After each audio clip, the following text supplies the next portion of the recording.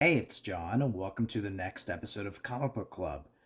This episode's going to be kind of split into a couple of parts because I had a pretty exciting thing happen. My local comic book shop decided to try to unload a lot of their inventory by having a fill a long box sale. So I was able to fill up an entire long box for $95. So there's lots of things that I grabbed today. I grabbed this time. It's too much, I think, to put in one video. So I've tried to split it up into maybe three, maybe two parts.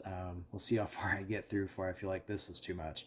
But there's a lot of stuff I grabbed, and whenever it's a sale like this, I try to make it an opportunity to either complete a run or to pick up things that I wouldn't normally pick up in addition to the stuff I normally get because my comic shop has a pretty good dollar section, and I'm able to find lots of things I need. But there's other things that I don't always think, yeah, I don't know if I want to actually spend that money that I could be spending on the things I'm looking for on this. So this is kind of like it becomes a sampler kind of time, if that makes sense.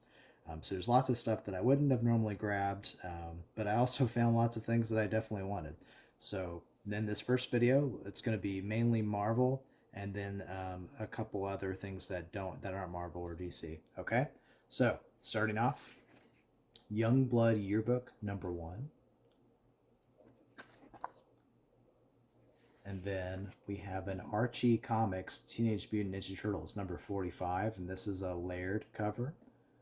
This is pretty interesting. The inside's great, like great artwork still inside, great colors. The pages aren't too faded or anything. The cover itself is very loved and wrinkled, got some stains a little bit. Like the inside is fantastic. I don't have like any Archie Turtles books. I do have them digitally, but this was the only one there too, which is really weird because normally there are like stacks of stuff. So there's just this one lone Turtles comic, and if I can never get another one, this is great. Donatello's my favorite turtle, anyways. So that was a pretty cool pickup. And then the DC or the Now Comics Green Hornet, I got #3 and #6. I also have, I think I have #1. I might have #2. I'm looking forward to actually getting into this. And something that caught my eye with this one is #6. Looks like we have a female Kato. And I don't know if you read the Dynamite Comics Green Hornet series that came out like in 2009, 10 ish. Right after the time where the movie came out, where it started off with Kevin Smith doing his take on what his script was for the movie before they went in another direction. And then they also did a great year one comic. It's probably my favorite Green Hornet comic. I mean, my favorite Green Hornet story there is. But in the Kevin Smith story, one of the takes he had was that time had passed and it was the son of the Green Hornet, but it was also the daughter of Kato. And it's interesting to see here. This is back in the '90s, the early '90s, that this we have another female Kato happening here. So I'm looking forward to reading through that. Okay, now moving on into the Marvel stuff. In this first big stack, we're going to start off with some Untold Tales of Spider-Man. So this is #11. We have Electro, and then The Lost Years Found. This is Spider-Man Redemption. This is Ben Riley stuff. So this was I don't know if it's a four-part comic. I was able to find one, 3, and 4. So #1, #3, #4. I don't know how long this ran, if it was a mini series or not, but interesting stuff. And then a Marvel 2-in-1, we have Thing and Nick Fury. Now this is again an older comic, '70s Bronze Age stuff. The inside's kind of brown, but the colors aren't too bad. The text is still pretty well readable. It does have that kind of musty, kind of garage kept comic smell. I mean, it's still very readable. The colors still pop. It's just the paper is just very yellow. So that'll be a fun one. And then this is Nick Fury #1.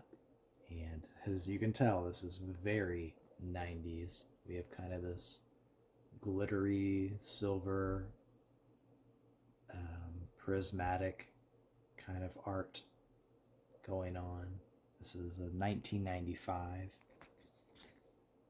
The back, or the actual cover of the comic itself is very trade paperbacky, and it's kind of sticky because I think it was kept in plastic for so long, so it kind of has like a plasticky kind of stickiness to it. Then you can tell this is much after the Image Revolution. We have a pretty heavy redesign for Nick. It looks interesting.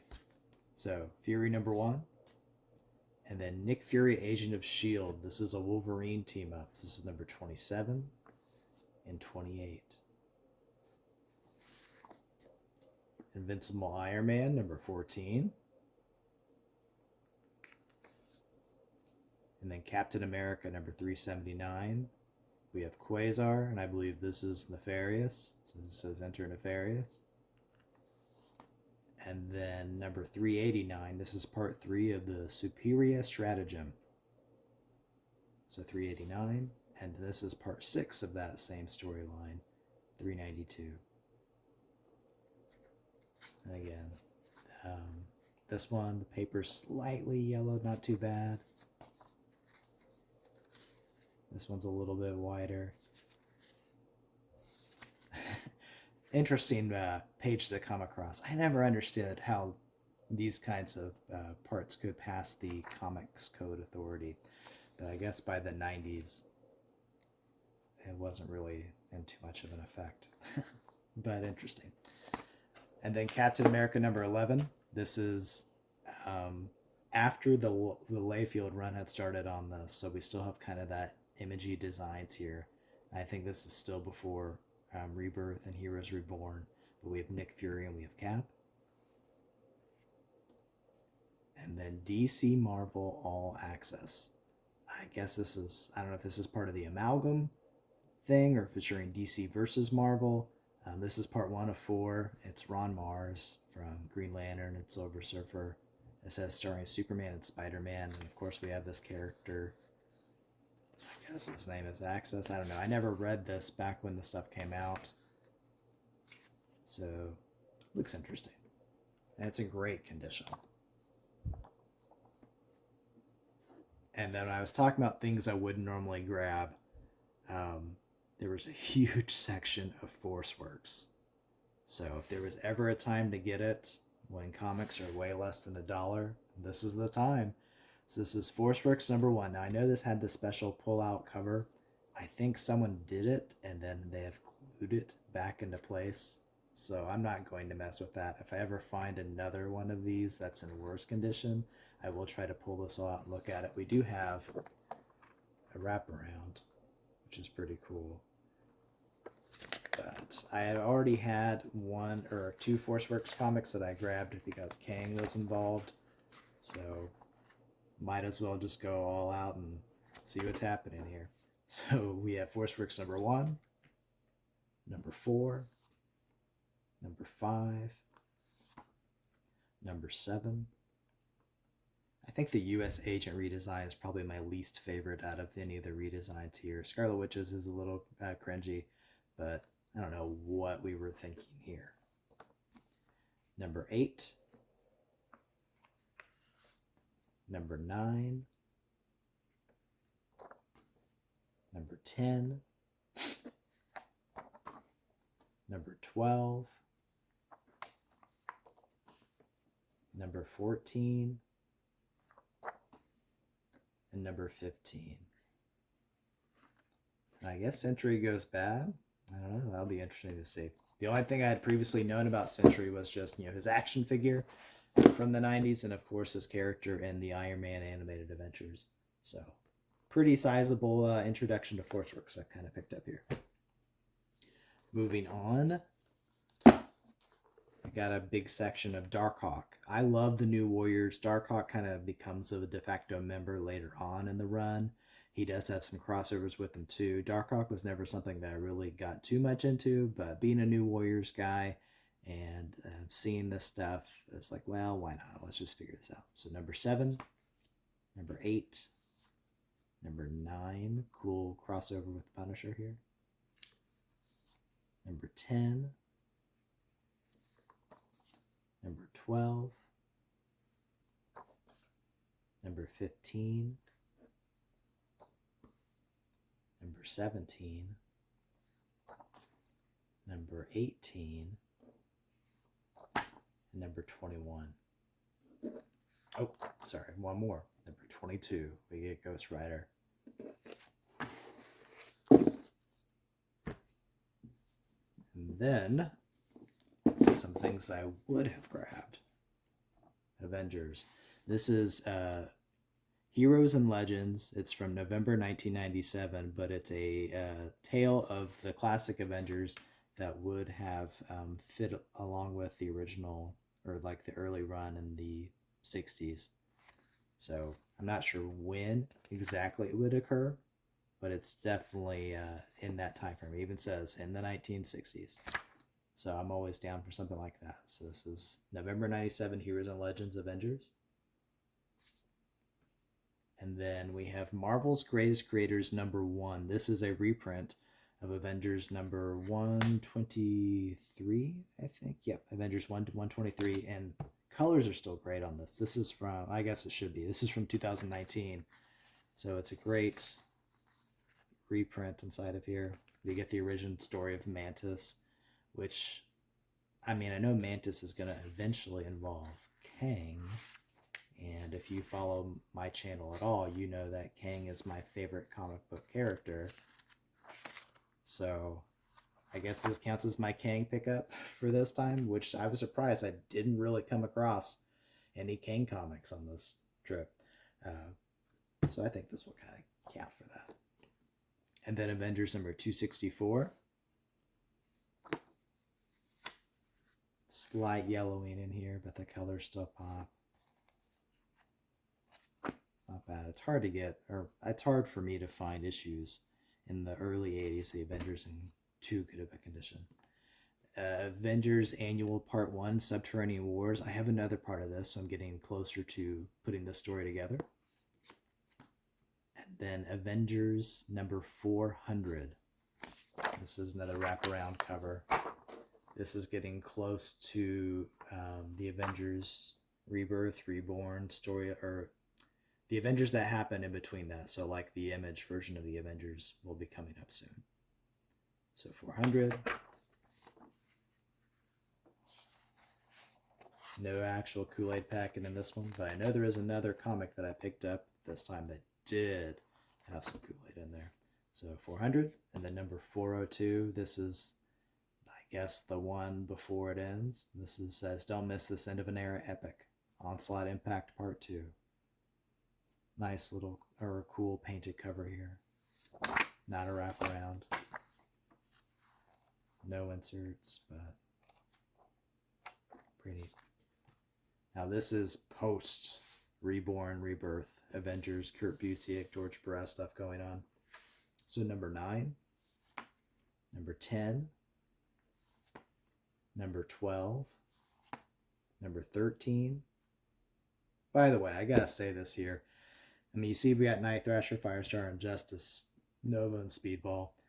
I was not a fan of the New Warriors being like, or the New Warriors graduating to the Avengers, just like the New Mutants would graduate to the X-Men.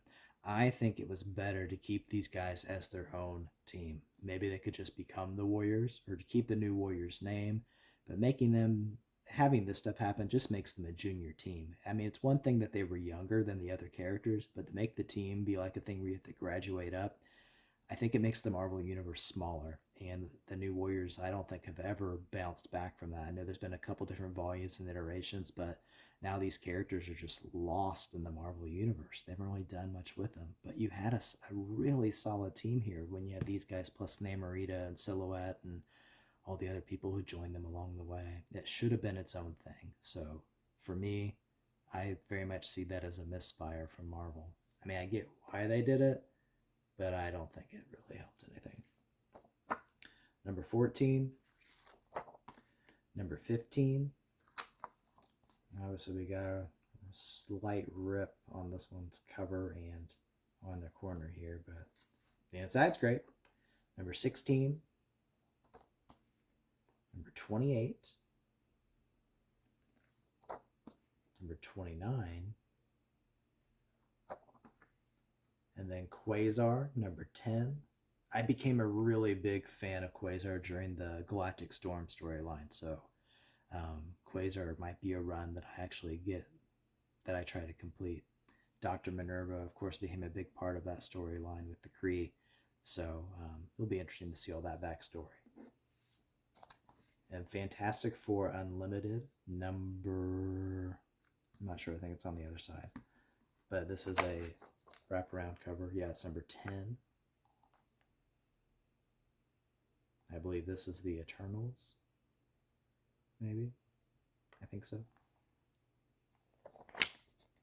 And then Incredible Hulk, number 358. So this is during the Fix-It era.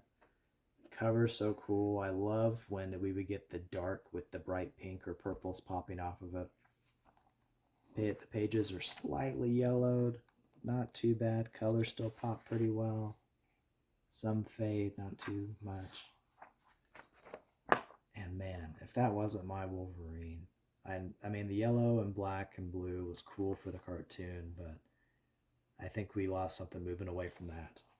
Not to sound too much like an old man shaking my fist at the sky as I go through this, but yeah. So Hawk 358. And then, probably the last part for this video are my X pickups. So we have X-Men number 49, Bishop Goes Wild.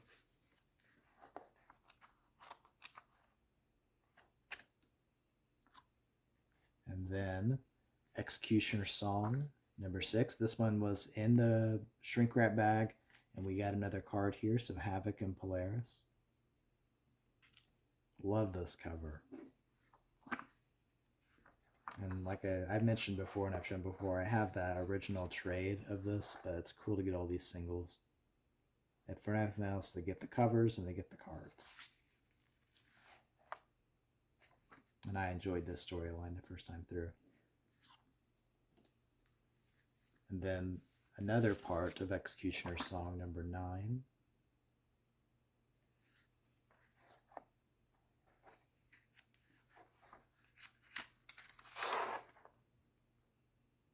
I really don't know why we went away from this art. I know the Image era became too much, but like if we can just go back to this gym lead, and not if I don't even care if we keep the costume designs, but like the drawing style. I really enjoyed this style. It didn't feel hyper realistic, but it still felt very serious, and it felt like really important kind of art. I think that late 80s, early 90s style, I don't know why we moved away from that to the more, I don't know, I call it like the bubblegummy style that we got to in the late 90s and the 2000s. Like the cover of this comic's kind of getting close to it, but this later on X-Men run, as we get close to like especially the Onslaught era, and we get past that, it just became a little too weird for me. The interior art's not too bad, but even just looking at that Dark Beast, I don't know, there's parts of it that work for me and parts that don't. But it's okay. It's whatever. I can get over it. This might have been one of my favorite pickups. It's in really bad condition. Lots of yellowing. This cover's holding on by a thread. Kind of like poor Forge here. This is X-Men number 263. I'm sure I could easily find a replacement for this, but this is great to have for now. Very yellowed, very bad condition, but I love this era of X-Men, and I love Forge. It's such a great opening image there. Who was the artist on this? Bill Jaska. Really good stuff. This is the era of art that I just probably like the most. Is it Art Adams inspired, maybe? I don't know. This was good. So 263. And then X-Men number 471. We have a cool card thing happening here. I have another comic that has this kind of card. Maybe I missed. I think it might have been an Avengers comic. But these are Got Milk cards, and there's an ultra rare card. So I guess if you were lucky, you got one of these that had the third card, which I'm guessing is Cap. If you look on the sides here, so you would get the 3-way card. But it's pretty neat.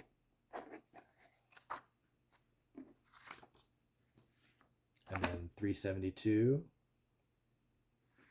Actually, I'm feeling, yep, this is the other one. So it wasn't this one. So another ultra rare. We have, I don't know, this is Juggernaut 2. I guess this is Thor and Iron Man of the future. We get that Ant-Man and Wasp daughter and Doctor Doom. I forget what we called that team. It was just like this future Avengers group. Was it Avengers 2099? I don't think so. It was something. So, again, these cool Got Milk cards.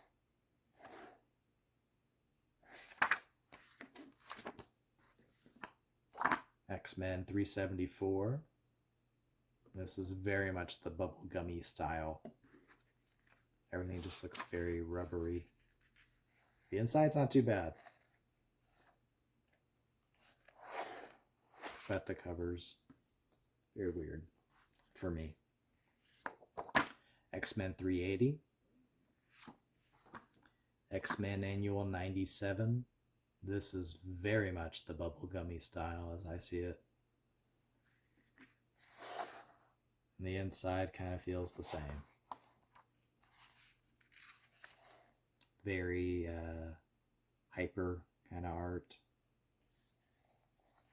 Just taking things a little too far. I mean, you can get through it. It's not bad, but it doesn't feel as, I don't know, it feels like it's jumping the shark. It's getting past the peak. It's just too much.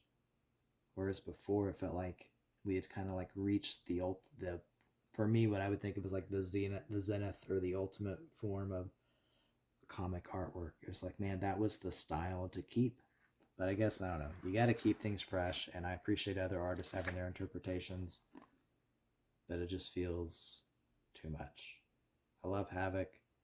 I actually don't mind him having the backpack apparatus here, but I don't know. It's weird. Onslaught Phase 1. This is X-Men number 335.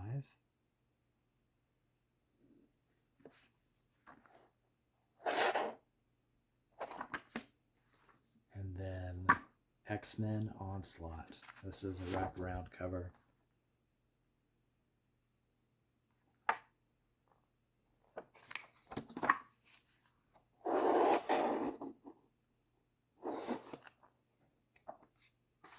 And then Bishop number 2.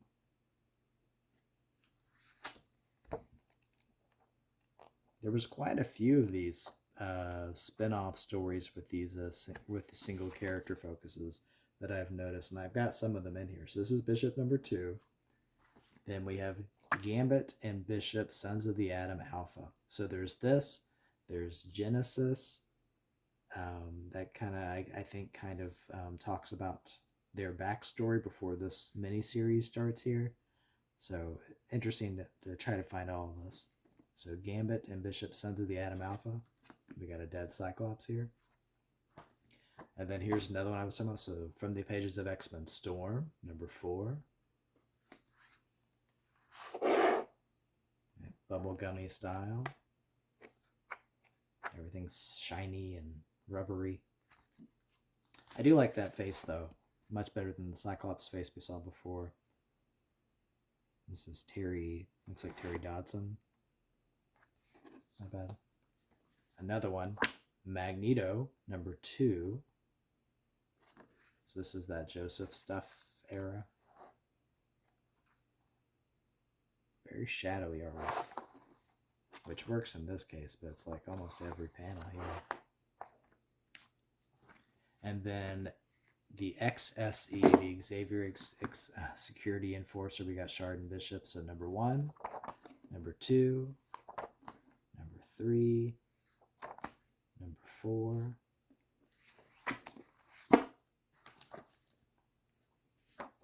X-Force number 21. Very loved cover here. Yellowed, slightly yellowed pages, which is kind of rare for 90s stuff. You can just tell this one was loved. It was used, but the colors still pop. We got Deadpool, we got Nick Fury, GW Bridge.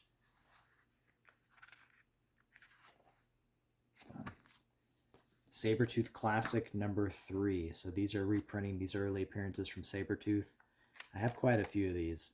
The cover kind of got some love to it. The inside's pretty great, except for like right here. But like this is slightly yellowed, but the colors still pop. We have Constrictor and Sabretooth here. This is originally, this is reprinted from Power Man and Iron Fist number 84.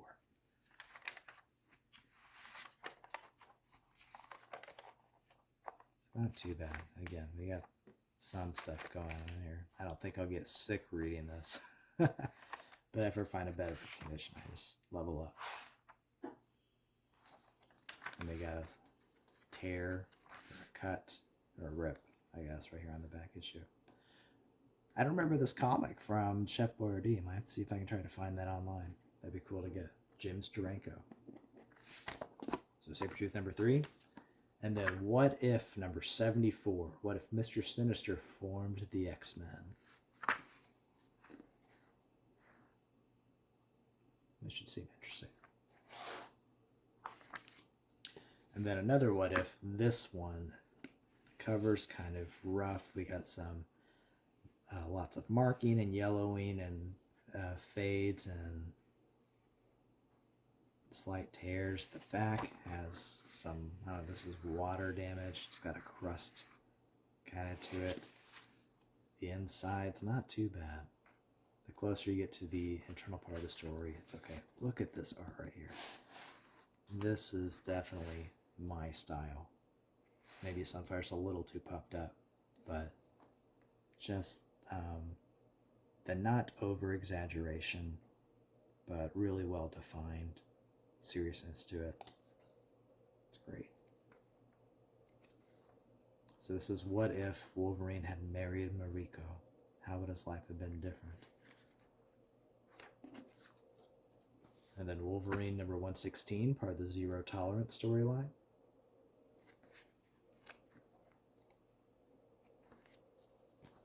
And then Generation X. I previously found Generation X number 1. So this is Generation X number 4.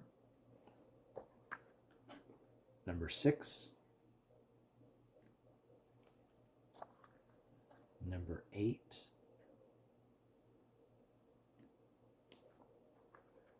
Number 9. Number 10. Number 11. Now this one, it's one of these special events. It becomes really hard in the 90s to kind of keep track of where to put some of these. Love seeing Banshee in the blue and yellow. Let's see if we can get some print information.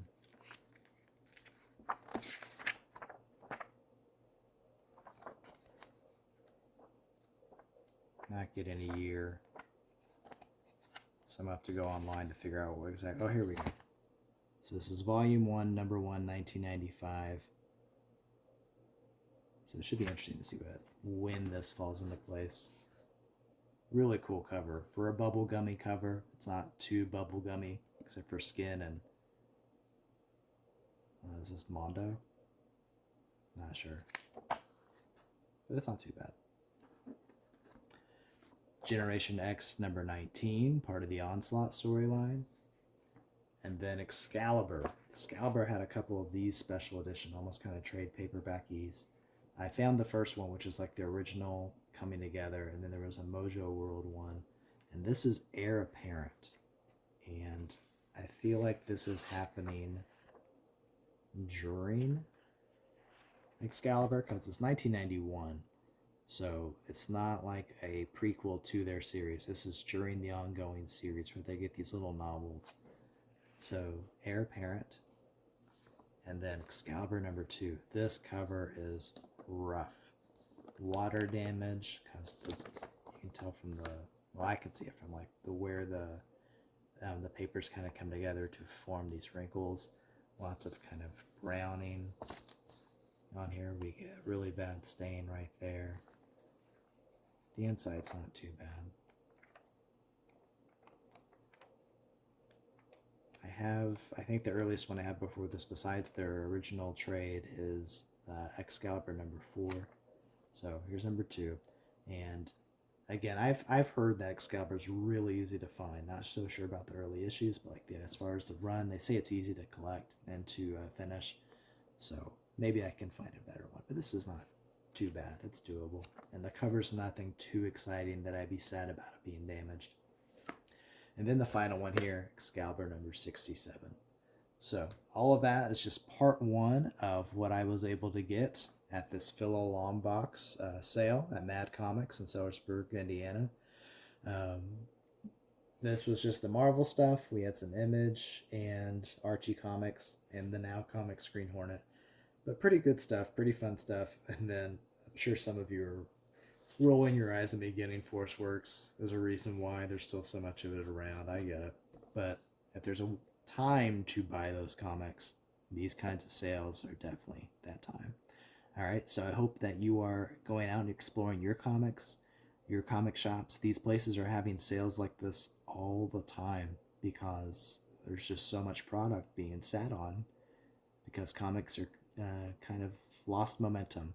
And so many people are either moving to digital, and when they're doing that, also there are people who are unloading their collections because as they've moved on, they don't need all the stuff that's taking up space. So if they're hanging on to anything, they're keeping their favorites and they're getting rid of the stuff that just don't hold too much meaning for them. So this is the time to go out there and see what's out there. Go get comics before these all end up in landfills or just trash. There's still great stories here, or fun stories, maybe not fantastic. I was talking with one person during the sale about the stuff that we're collecting, and I mentioned that I'm someone who tries to get all of the annuals because I want to put together these big stories. And we were talking about how the annuals might not have the best stories, and the other person, like, they had a really poor um, take or perspective on the annuals and the not like superb stories. It's just like it wasn't for them. It's like, you know what, that's okay, but like it might be for you. Just because something wasn't like the story of the year might not mean it wasn't a fun story. And maybe if you're like me and you like some of the B, C, D list characters, it'd be like their time to shine. Like the Subterranean Wars that I picked up for the Avengers, I doubt that's gonna be like an award-winning story at all. But it might be fun. It might be completely awful, but this is a fun way to find out. And it's just fun collecting and getting that all together. So go to your comic shops, explore what's out there, find what you like, and maybe your favorite comic is going to be something beyond what anyone else is collecting. Okay? See you next time for part 2.